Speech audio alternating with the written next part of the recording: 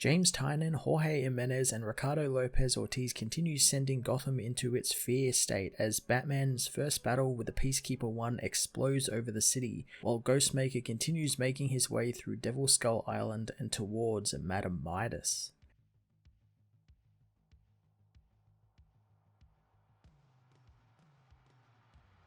James Tynion continues ramping up his huge storyline as Future State's Magistrate makes its full debut, as do more hints at the upcoming Fear State event James has been building in the background of the series with Scarecrow. James brings it all together in a fun action-packed way, tying up his multiple plots together as chaos again grips Gotham. His underlying themes of the news cycle and how the rich and powerful can and will control all of it for us normal people is quite fantastic and never not topical. The one thing that makes his run stand out, for me at least, is Batman's path to being a better Batman, or maybe not even being Batman at all. The way James explores it is fantastic, since it feels like it comes from a genuine place and Batman actually feels like he's considering what the Unsanity Collective have offered him about getting rid of his past and becoming a better Batman. Characters around him aren't just telling him about it and telling him that he should feel this way or that way, and it doesn't feel like a new writer's status quo shift that happens in comics all the time when a new big writer comes onto a big popular book. Jorge Jimenez and Ricardo Lopez Ortiz once again share artist duties and continue to make the book one of the best looking at DC at the moment. I love Jorge's use of action and how he and James both put Batman in situations where he has to use his skill rather than relying on his costume, so we get lots of cool fighting and martial arts stuff from Jorge throughout this issue. Ricardo Lopez Ortiz continues with the heavily anime-inspired Ghostmaker backup, with this portion of the story feeling like a fight scene from something like Dorohedoro or One Punch Man. It would just look fantastic, and I like the idea of just this normal human guy fighting a giant alligator man. It's quite fantastic. Batman issue 110 was another action-packed continuation of James Tynion's stellar Batman storyline, ramping up the chaos in Gotham and incorporating things from Future State along with his own stories as we build towards Fear State. I'm going to give this issue a 10 out of 10.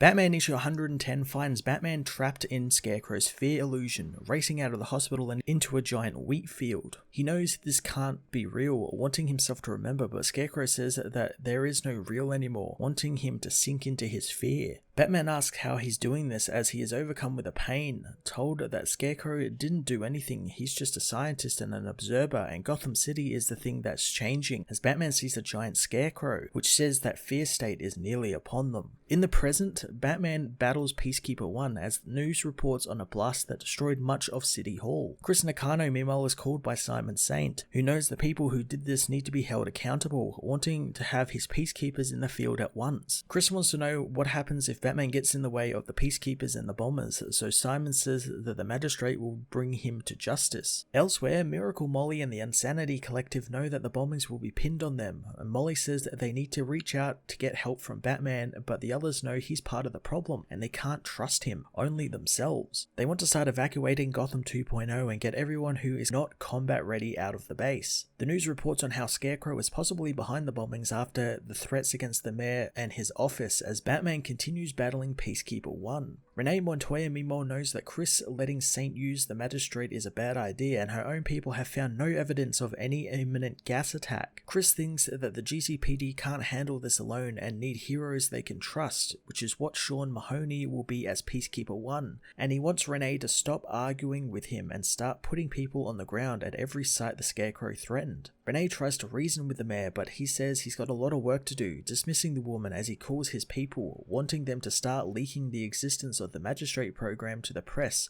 so the people of Gotham can see what they are doing. The news talks about how the villains are all in competition with one another, with Joker trying to top Bane, and now Scarecrow is trying to beat Joker and Bane, so who knows how far he will go. Oracle meanwhile tries to contact Batman as she learns the building he's in is a black box and she can't get through to him. She contacts the Bat family, wanting them on standby on high alert since Batman is out of communication. Nightwing races across the city to Bruce's location, information, but Oracle thinks he doesn't need to do that just yet. Dick says they know how these things go, wanting to be as close as possible in case things get serious, telling Barbara to message her once she reaches Batman. The news soon reports about the mayor partnering with Simon Saint for a new peacekeeping operation in the city, with the mayor's office urging calm and that the situation is well in hand. In the magistrate's skybase above the city, Simon arrives and orders his people to pull up Mahoney's vitals, wanting to see how his peacekeeper is working out. The system says that Sean is working at an 86% efficiency, something Simon finds good considering this is their first encounter with Batman, but he knows that they can improve on their next version. He wants Sean told that he needs to stop playing with his food and end it since they have lots of work left to do for Gotham. In Saint Industries, Peacekeeper 1 tells the hidden Batman that he knows the man thinks he's helping, but he hurts so many people in the city, saying when he was a kid he never had to worry about being firebombed by a loser in a clown mask, but Batman opened the door for those type of people, and people of Gotham deserve better than him. Batman slams into the villain, saying that Simon Saint bombed the city, and if he wants order, how could he stand by and let that happen? Peacekeeper 1 says that he planted those bombs, and Saint explained his vision of tomorrow and his role in it, and it's a part he will gladly play, thinking that Batman being a detective, he would have picked up on that. Peacekeeper 1 smashes Batman into a wall as he says that he made sure no one was hurt in the explosions, just wanting to shake the people up enough so they can do their work, since it wasn't like Batman was going to round up the Unsanity Collective, at least no more than he's rounded up Catwoman or half the monsters he runs around with. Sean continues beating Batman as he tells him that he saw the news that Batman is working with Harley Quinn. So how are the people of Gotham meant to trust him when he's working with killers and thieves? Unsheathing a hidden blade, Peacekeeper 1 says Gotham was rough, but it worked until Batman and Gordon turned it all upside down, but he knows the type of hero the city needs. Batman kicks Sean in the face, firing his grapple at the villain, but he grabs the weapon, crushing it as Batman wonders what Sean thinks will happen, thinking that he'll just be unmasked and the people would cheer, but the villain knows he's not going to arrest Batman. He's going to kill Batman and take down the Unsanity Collective, and they will tell the world that they killed Batman. Batman slides under the villain, planting a bomb on a girder nearby as he races into the darkness. Peacekeeper says that Batman cannot run since there is no way out of the tower since it's in full lockdown and they are in the tallest building in the city, and he has no cape or grapple anymore to go anywhere. Oracle contacts Ghostmaker, telling him that this is an extraction now and Batman is in Saint Industries with no communication. Ghostmaker says he's pulling the Ghost Stream into position now as Batman continues to evade Peacekeeper, but the villain throws him into the walls, telling him to give up since he cannot win thanks to the armor compensating for every hit Batman throws at him. He tells the hero he doesn't measure up against the future of crime fighting, but Batman catches his fist, hitting Sean in the face and neck as he tells him that maybe he should tell the future of crime fighting to give him better neck support. Sean knows that Batman will need more tricks than that to stop him, and Batman finds that quite fair, blowing the bombs he's been placing around during the battle. Ghostmaker congratulates his old friends as he watches the bombs go off, telling Harley the bombs went off in a particular order, giving off a message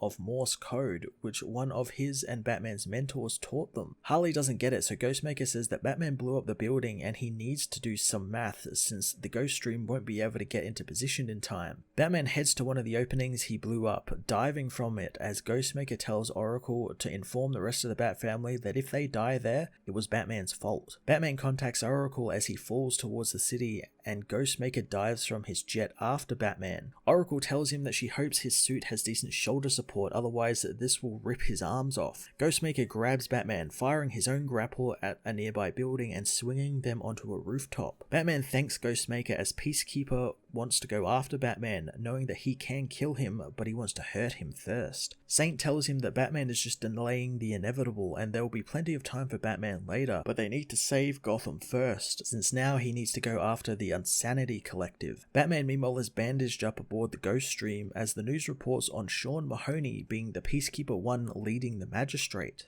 Ghostmaker says that he has an extra bat suit for Bruce in the back, making the hero realize he stole one of them, but Ghostmaker says they'll discuss that later. Harley spits out her coffee upon learning that Sean Mahoney is Peacekeeper 1. She tells the other heroes that while there are many bad people running Arkham, Sean was the worst, and he was a sadist, and he had insecurities in all the wrong places, and he kept getting in trouble with Dr. Arkham, and that was back when Harley was still a doctor there, and she can't believe the news hasn't found out about any of this yet. Batman says that Arkham's record records were all destroyed during the A-Day attack, so to Gotham, Sean Mahoney is a hero. Harley thinks the city is messed up and she can officially give that diagnosis since she's a doctor and messed up as well. Batman says that they will need to bring him down quick and they can't lose sight of Scarecrow in all of this since he's working with Saint and Mahoney, but it's not clear what he wants from this. Oracle soon gets eyes on Sean as a fleet of choppers with Saint Industry logos converge on a luxury housing development on the south side, telling the team that it was one of the abandoned buildings from the Wayne rebuild. Batman knows that they are going after the Insanity Collective and they need to get there now. Miracle Molly meanwhile is met by Squeak, who despite the evac is there to give Molly her finished weapon in case the bad guys come. Molly says that they won't let anything happen to the girl and the bad guys will wish they hadn't come. Suddenly Peacekeeper 1 arrives, saying that he doesn't get Miracle Molly, wanting her to explain herself. He introduces himself and demands that she surrenders now and any resistance will be met with lethal force. Molly surrenders and they all will, telling the man that Squeak is just a kid and they have many innocents there, so they need to be taken peacefully. Sean, however, radios into Simon Saint, telling him that they are being met with armed resistance and requests the use of lethal force to stop the Insanity Collective, which Simon gleefully grants Peacekeeper 1. On Devil Skull Island, Ghostmaker continues to make his way through the island sewers, knowing it's too quiet and he refuses to believe that Madame Midas doesn't have more protection. Icon says that there aren't any threats in the area as a group of robots emerge from the water. Ghostmaker thinks that he should scan again, but the AI says it's all clear, prompting Ghostmaker to say that he probably needs to update the programming on the AI when he gets back to the haunt. Madame Midas watches on, knowing that there is certainly a poetry to Ghostmaker since these robots all cost $500 million each, and he's carving through them like they are nothing, making her respect his skill. Instigator thinks that she should stop respecting him and detonate the island, pulling it down on his head, but Midas says that it took her years to build the tech to even record Ghostmaker in his suit, so once he's dead, they will reverse engineer his suit tech and sell it off to the highest bidders. She wants to see what she is about to acquire and all its tricks and traps, and maybe she could be able to use it to destroy Ghostmaker herself. Instigator slams his fist on the table, saying that he was like her once and all he thought about was how Ghostmaker's power lay within the armor and he was using it as a crutch. He reveals in the past he fought the man, challenging him in a head-to-head fight without Ghostmaker's armor. Ghostmaker confronts Instigator at the temple, stripping himself of the armor as he says that he's not a coward. He's angry that Instigator's ego had him kill dozens of people to catch his attention and lure him there. The giant gator gets ready for a fight, saying Ghostmaker is said to have learned every martial arts known to man, but he's no man and he will enjoy picking his meat from his teeth. The two beings fight as Instigator remembers being disappointed at the man and how Ghostmaker knew how to redirect his powerful blows and how to counter them, but the gator could barely feel being attacked through his scales. He was hoping Ghostmaker would show some sort of hidden trick, but the man just stayed calm and kept laying blows on him that never hurt him. For hours they fought, but Ghostmaker never tired, and soon Instigator began to ache, and he was so intent on focusing on his tricks that Gator never realized that he was being hit in all his pressure points over and over, and Ghostmaker was slowing his heart rate until finally Instigator fell unconscious. Instigator tells Madame Midas that she has already made the same mistake he did, which was giving Ghostmaker prep time, and while he fought the Great Ten and other heroes, Ghostmaker isn't like them and he's not out for glory or becoming a legend. He simply wants to win and has the persistence to do it, and the hero believes Midas is too proud to sacrifice anything, something which Instigator knows is right. Midas doesn't like his tone as the gator says that she could give up on getting the suit and she needs to pull the trigger already. Midas does so, telling her computer to collapse all of the tunnels under the island. Ghostmaker finishes up with the robots as he knows something is wrong, but it's too late as the tunnels explode around him.